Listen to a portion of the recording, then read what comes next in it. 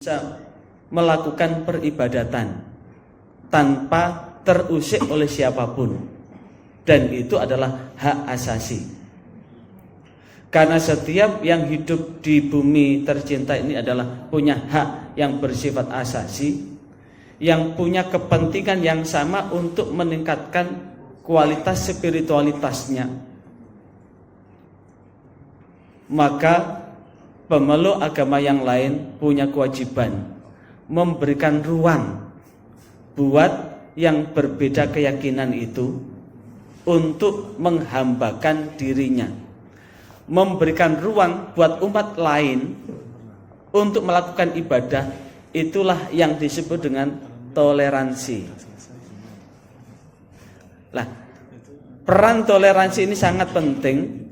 Makanya kami meminta kepada Pak Kasubag untuk dipertemukan kepada seluruh penyuluh adalah panjenengan, apakah penyuluh agama Islam, Katolik, Kristen, Hindu, dan yang lain punya kewajiban sebagai representasi pemerintah untuk menyampaikan itu, sebagai wakil dari pemerintah untuk mendistribusikan, mengkomunikasikan, dan mengkolaborasikan tentang pentingnya toleransi.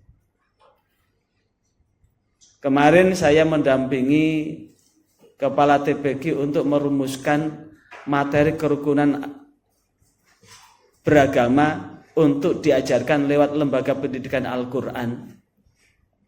Kemudian kita mencoba men-setting, melihat tentang harmoni kehidupan pada masyarakat Bedugul. Bedugul itu diambil dari kata beduk dan gul. Beduk itu adalah satu alat yang ditaruh di masjid, gul kentongan adalah satu alat yang ditaruh di pura.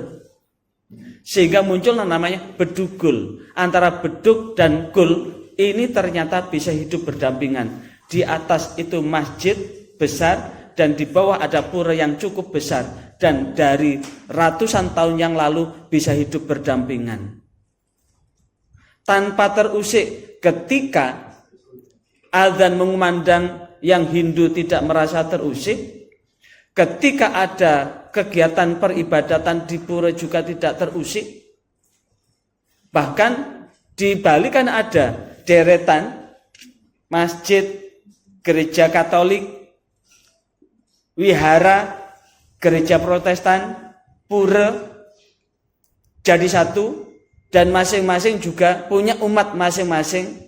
Yang ke masjid juga bisa sholat dengan khusyuk, yang ke wihara juga bisa melakukan persembahyangan dengan khusyuk, yang Katolik dan Kristen juga bisa melakukan kebaktian dengan khusyuk, yang Hindu juga bisa melakukan persembahyangan dengan khusyuk tanpa terganggu dan tidak ada yang mengganggu, dan semua itu juga bisa berjalan harmoni. Maka ketika kita memandang negara kita ini dengan berbagai elemen yang berbeda-beda itu, jikalau seseorang itu kemudian khusyuk dengan ibadahnya, maka tentu yang lain tidak akan merasa terusik. Seperti satu contoh, ada seorang anak ketika diajak orang tuanya, diajak ke pengajian, diajak ke masjid, si anak bilang tidak mau. Kenapa kamu tidak mau? Aku ini kan anak-anak itu kalau ke tempat ibadah itu kan ganggu orang, berlarian ke sana kemari, dan aku tidak mau mengganggu orang yang sedang beribadah. Lah kenapa kamu? Lah teman-teman ngajak larian nih. Makanya aku tidak mau. Satu, ketika ada sholawatan di situ, si orang tua mengajak, ayo kita ini mumpung banyak para kiai, banyak tokoh sedang diucapkan doa-doa mencari keberkahan.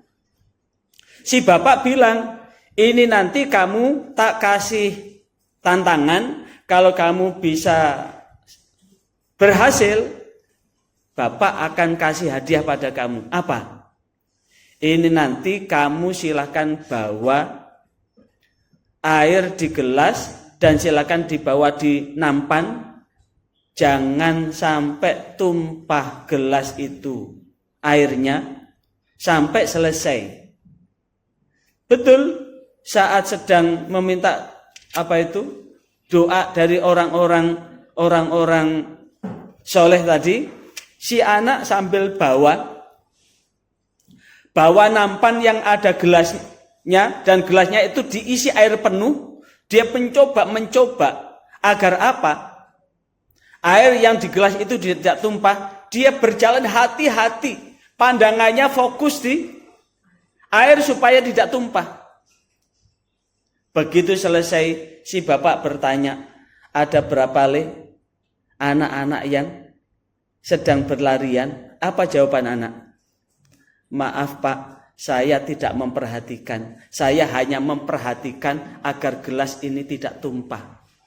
Ada berapa ibu ternyata juga tidak bisa menjawab karena sedang konsentrasi supaya air yang di gelas itu tidak tumpah. Maka inilah benar jikalau kemudian di dalam Islam surah Al-Mu'minun disebutkan qad aflahal mu'minun alladzina hum fi sholatim khashi'un. Beruntunglah orang-orang yang beriman, yaitu mereka yang sholatnya khusyuk. Kata khusyuk itu fokus. Maka tentu jikalau seluruh umat beragama ini fokus dengan ibadahnya, fokus dengan konsentrasi ibadahnya, betul-betul penghambaan itu mutlak kepada Tuhan, maka tentu walaupun di samping ini ada gereja, ada pura, ada wihara, tapi orang-orang yang ada di rumah ibadah itu fokus dengan ibadahnya, maka tidak ada satupun yang terganggu. Yang terjadi adalah tidak fokus dengan ibadahnya, keburu melihat orang lain. Kalau berbicara melihat orang lain itu tidak akan ada habisnya. Apalagi metani keburukan orang lain, tidak akan ada habisnya. Inilah yang kemudian yang perlu kita patrikan tentang pentingnya membangun harmoni itu. Matahari yang kita lihat dengan sinar yang begitu berkilau, ternyata itu bukan warna putih. Sekali lagi, matahari yang kita nikmati itu ternyata warnanya bukan putih.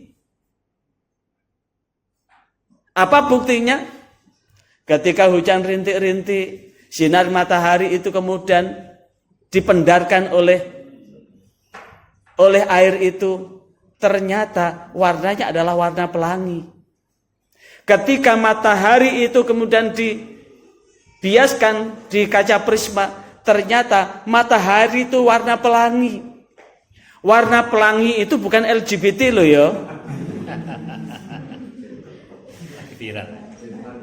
Sekali lagi, warna pelangi itu bukan LGBT, tapi warna pelangi itu menunjukkan bahwa warna matahari itu bukan hanya satu warna, tapi warna yang berbeda-beda itu berputar dengan satu kepentingan yang sama, menyinari bumi.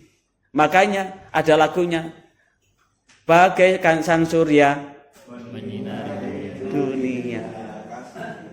Itu digambarkan seperti kasih ibu. Maka kasih penyuluh kepada umatnya bagaikan matahari menyinari dunia. Karena tugas panjenengan adalah menyinari dunia dengan menunjukkan kepada umat masing-masing.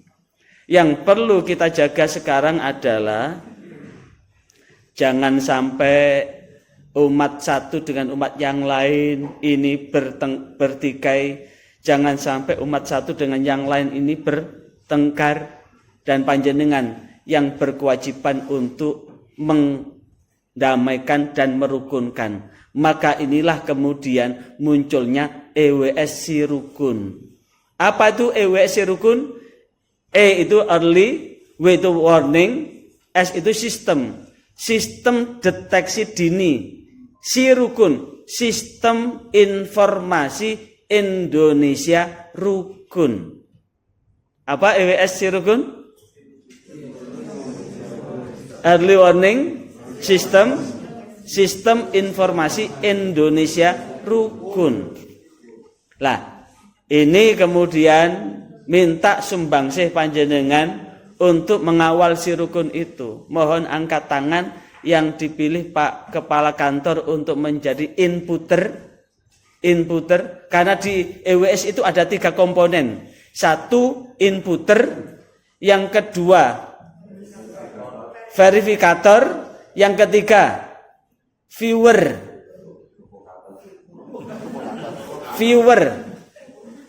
dan admin. Inputer itu yang akan mengisi laporan. Inputer itu tugasnya yang akan mengisi laporan.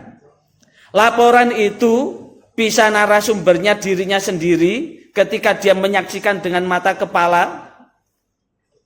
Bisa orang lain yang akan memberikan keterangan sehingga ada namanya narasumber. Maka panjenengan yang merupakan inputer, tolong yang ditunjuk Pak Kepala Kantor jadi inputer, angkat tangan. Semuanya inputer ya.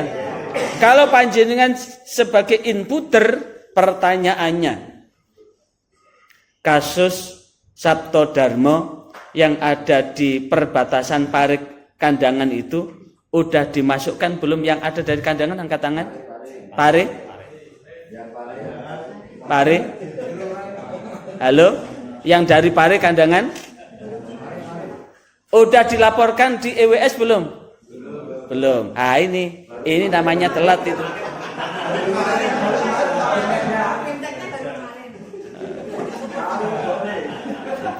Oh ya, baru kemarin bimteknya ya.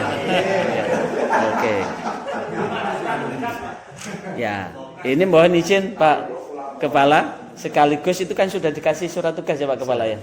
Ya, itu berarti Pak Dr. Kiai Haji Ahmad Faiz kalau sudah menunjuk panjenengan sudah mendapatkan tugas dan itu sudah tugas melekat. Apa tujuannya? Ibarat orang kena kanker, jangan sampai sudah stadium akhir tinggal besok klepek-klepek. EWS itu tujuannya adalah untuk mendeteksi ibarat diri ini dari ujung rambut sampai ujung kaki ini kan satu keseluruhan sistem kan? Satu keseluruhan sistem. Kalau kemudian misalkan ada orang kena kanker, sebelum kena kanker itu kan Allah sudah ngasih tanda-tanda. Orang ngantuk tanda, orang angop tanda, perut keroncongan tanda lapar, mata merah tanda kurang tidur. Lah, sebetulnya Tuhan itu sudah amat sangat adil dan bijaksana. Sebetulnya jika seseorang itu sudah mengetahui warning, sinyal yang Allah kirim, itu tentu tidak ada orang yang sampai kebablasan sakitnya. Misalkan awak pegel kabeh, ini pundak ini kok terasa kaku, ini tanda apa? Ada 2 tebakan. Tebakan yang pertama bisa kolesterol tinggi, bisa asam urat tinggi. Kemudian tulang ini kok kaku-kaku, berarti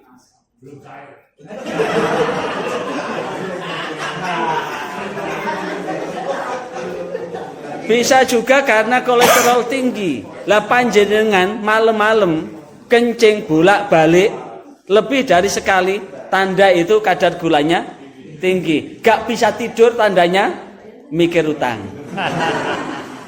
Lah itu adalah termasuk sinyal. Maka sebelum itu menjadi penyakit yang tidak bisa dikelola dengan baik, apalagi penyakit yang ada hubungannya dengan harmoni antar maupun inter umat beragama di negara kesatuan Republik Indonesia ini, maka ini mohon nanti arahan kebijakan Pak Kepala Kantor, tetap apakah dalam kondisi ibarat air itu tenang atau air bergelombang, tetap dilaporkan. Misalkan setiap saat Apakah Pak Kepala Kantor nanti mewajibkan setiap inputer itu 1 minggu sekali, atau setiap hari sekali, atau sebulan sekali? Tetap ada laporan per kecamatan itu. Kecamatan Pare sepanjang bulan Juli, dari tanggal 1 Juli sampai 31 Juli kondisinya aman, terkendali. Atau dilaporkan jumlahnya penduduk desa ini ada di Kediri, ini kan termasuk ke desa yang Kediri itu adalah daerah yang sangat antik. Jadi orang-orang Kediri ini termasuk orang-orang yang sakti, mandraguna. Termasuk tahu calon arang? Ilmu leak itu ternyata ilmunya dari Kediri itu. Jadi ilmu leak yang terkenal di Bali itu ilmunya dari Kediri itu. Sampai di Bali itu ada nama satu kecamatan namanya Kediri, karena itu adalah orang Kediri yang hijrah ke sana dan tinggal di sana. Dan Kediri itu hanya satu di antara presiden yang berani masuk Kediri itu hanya Gus Dur. Dan di Kediri ini ada satu desa yang sangat antik, sampai polisi pun andaikan ada maling, polisi tidak berani masuk ke itu, yaitu Toyo Resmi. Dan saya tahun 2019 bersama Pak Amir Solehuddin beserta Pak Amirullah bersama Bu Alfi ini, ayo kita melawan mitos. Kita datang ke Toyo Resmi, betul ternyata yang jabat itu lengser. Saya penyuluh ahli madya, turun ke ahli muda nggak bisa naik-naik. Bahkan kemarin mau daftar UKM pun nggak diluluskan. Pak Amir Solihuddin dari kepala kantor turun jabatan, jadi kasih PD Pontren. Tapi mitos itu terbantah. Buktinya Pak Amirullah ketika itu jadi kasih pengembangan penyuluh, naik pangkat jadi Kasubdit penyuluh agama. Berarti mitos itu tidak benar. Kalaupun toh saya turun ke ahli muda tidak naik-naik, memang takdir Allah sudah demikian. Karena itu tetap tolong itu juga umat dari bangsa negara ini jangan sampai ada penyuluh yang takut tidak naik. Paling tidak tiap malam bisa naik ke tempat yang lain begitu.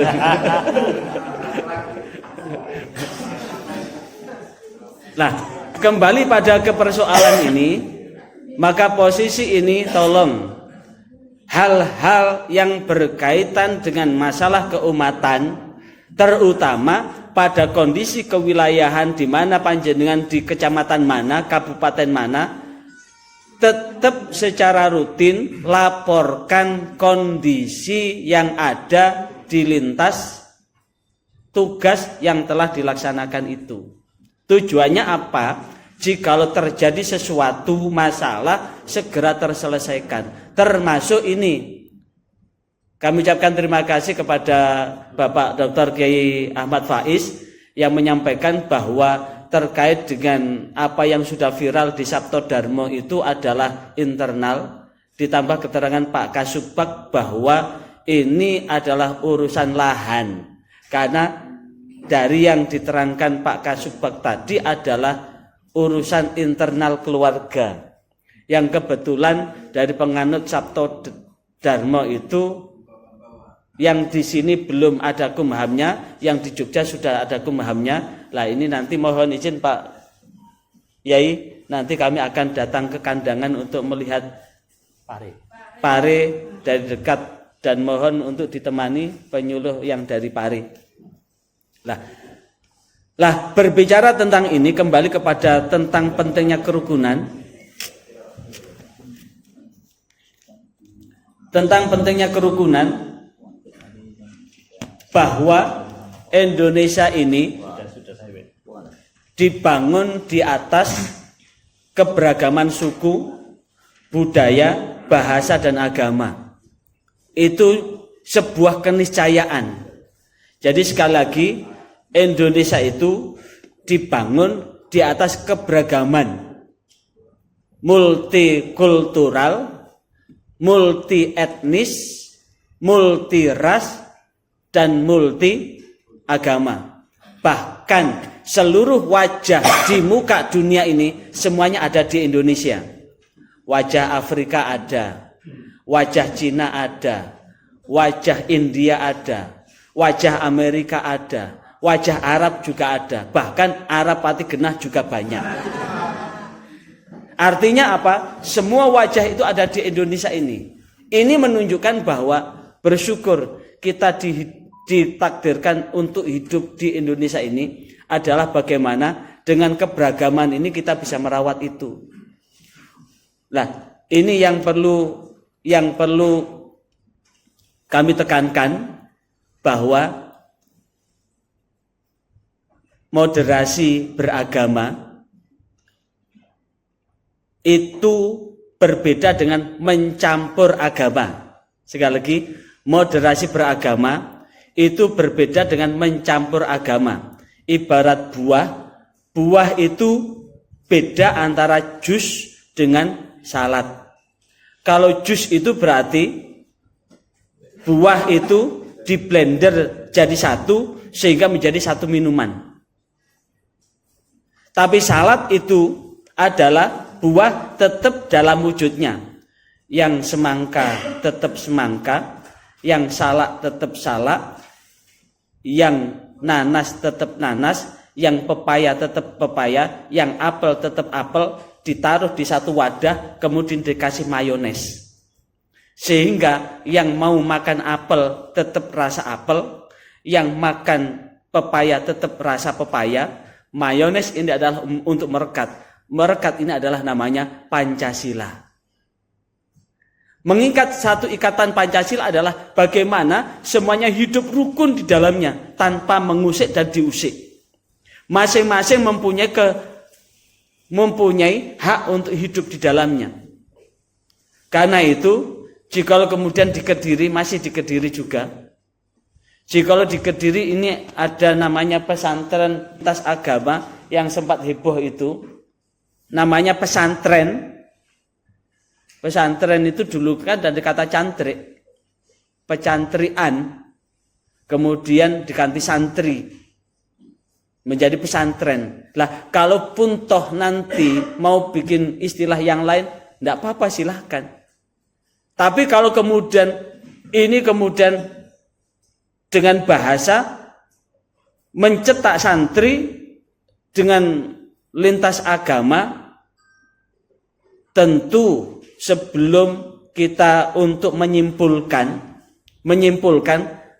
tentang bagaimana kondisi dengan pesantren lintas agama ini, maka paling tidak mohon izin Pak Kepala, barangkali panjenengan nanti kalau ada kegiatan di sana mengutus 1 atau 2 orang untuk mengikuti kegiatan dari awal sampai akhir. Sekali lagi, untuk mengikuti kegiatan dari awal sampai akhir, dan tentu itu bisa diambil kesimpulannya isinya apa. Kalau bisa diambil kesimpulan adalah isinya apa, apakah berupa ikhtiar untuk mencampur semua agama menjadi satu, mencampur keyakinan menjadi satu, maka tentu ketika berupaya untuk mencampur satu keyakinan agama menjadi satu, itu namanya sinkretisme. Kalau sinkretisme ini sudah mengarah pada apa? Mengarah pada penodaan agama. Tapi kalau kemudian yang ada di situ adalah untuk meningkatkan wawasan kebangsaan, sekali lagi adalah untuk meningkatkan kecintaan kepada tanah air, maka tempat itu sangat diperlukan.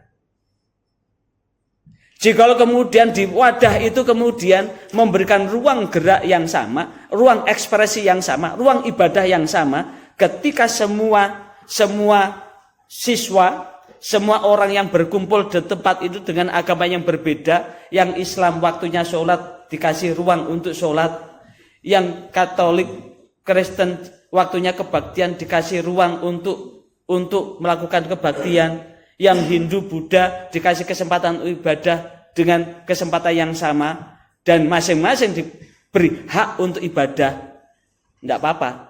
Tapi jika yang Islam waktunya sholat, tapi tetap kegiatannya amblas, sehingga tidak sempat sholat, waktunya zuhur tidak sempat sholat zuhur, waktunya asar tidak sempat sholat asar, yang waktunya maghrib tidak sempat sholat maghrib, yang waktunya isya tidak sempat sholat isya, waktunya subuh tidak sempat sholat subuh, dan dikemas dengan satu kegiatan yang kemudian sampai lupa ibadah, maka ini ada satu pertanyaan, apakah ini termasuk bagian dari pendangkalan iman? Tentu kewajiban kita adalah untuk memperkokoh iman masing-masing. Yang Islam tetap yakin dengan Islamnya, yang Katolik tetap yakin dengan Katoliknya, yang Kristen, Hindu, Buddha tetap yakin dengan agamanya. Maka inilah namanya secara internal moderasi beragama adalah kewajiban adalah untuk memperkokoh keyakinan agamanya. Secara eksternal atau eksternum adalah mampu hidup berdampingan. Karena itu namanya moderasi beragama adalah cara pandang.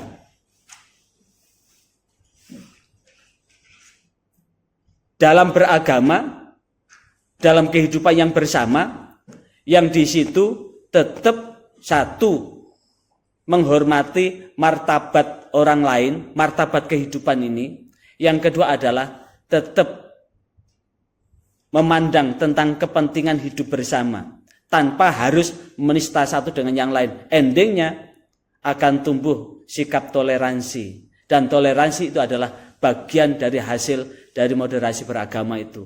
Lah, di toleransi itu akan muncul namanya rukun. Makanya muncul salam kerukunan. Masih ingat? Salam kerukunan. Rukun, rukun, rukun. Lah, kenapa menggenggam seperti ini kan? Seperti ini kan, 5 jari ini kan. Kalau 5 jari ini tidak rukun, bisa genggam enggak? Bisa megang enggak? Bisa nabok enggak? Kalau nabok jari ini namanya nguil itu ya.